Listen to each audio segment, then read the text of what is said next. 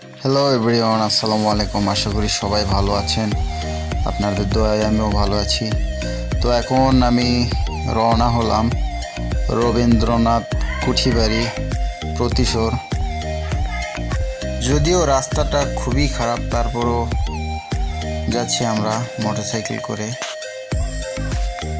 আমার লাইফে এখানে কখনোই আসিনি, এবার ফার্স্ট টাইম আসছি তো আমার ভাইকে নিয়ে।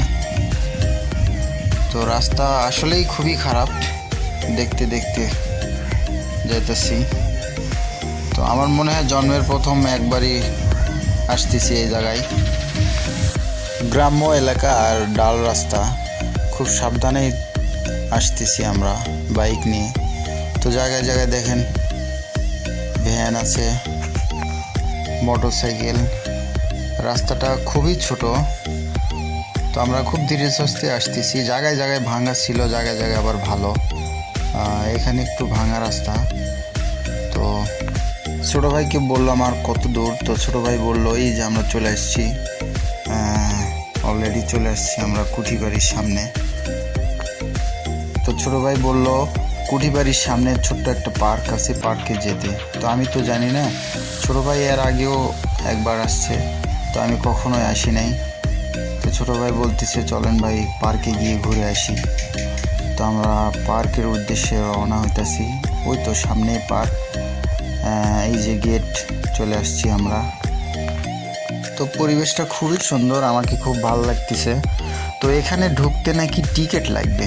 তো এখানে টিকিট মাত্র 20 টাকা করে, 20 টাকা করে আপনারা এখানে ঢুকতে পারবেন। সো এখানে ছোট্ট একটা পার্ক আছে। তো এই যে পার্কের গেট, তো আমার ছোটো ভাই আগে ঢুকলো, তো তারপর আমি ঢুকবো। এই যে আমি ঢুকে পড়ছি। তো এখানে আসলে পার্ক হিসেবে, ছোটোখাটো হিসেবে খুবই ভালো আছে।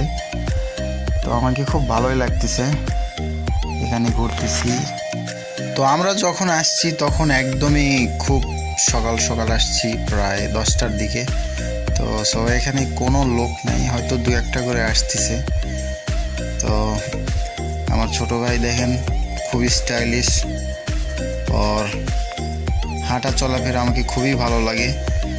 তো এখানে জায়গাগুলো এখনও পড়ে আছে, ছোট্ট ছোট্ট দোলনা, আবার নৌকা আছে, আর চিকন লেক রাস্তা।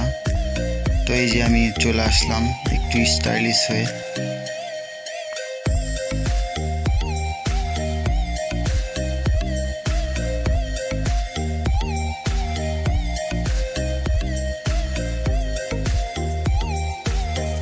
চলতে চলতে দেখি এখানে সূর্যমুখী ফুল। ওয়াও, এত সুন্দর সূর্যমুখী ফুল! তো এর আগেও দেখছি, কিন্তু কাছ থেকে কখনো দেখা হয়নি বা ছোঁয়া হয়নি।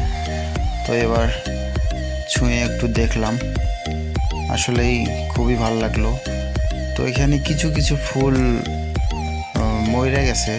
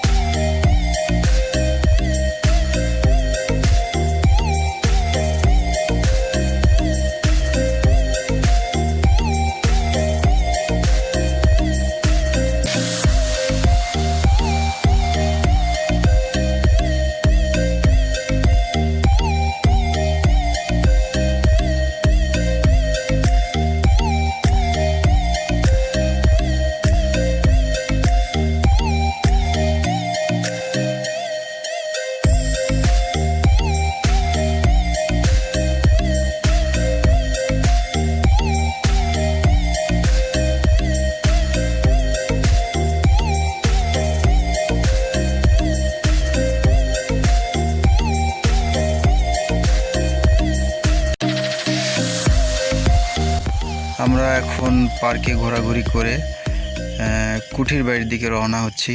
তো সামনেই কুঠির বাড়ি।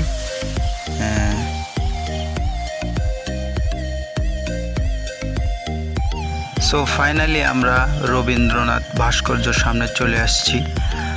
তো কুঠির বাড়ির সামনেই এই ভাস্কর্যটা আপনারা দেখতে পাবেন। এই যে কুঠির বাড়ি চলে আসছি ফাইনালি। এই যে আমার ছোট ভাই, তারপরে এই যে আমি।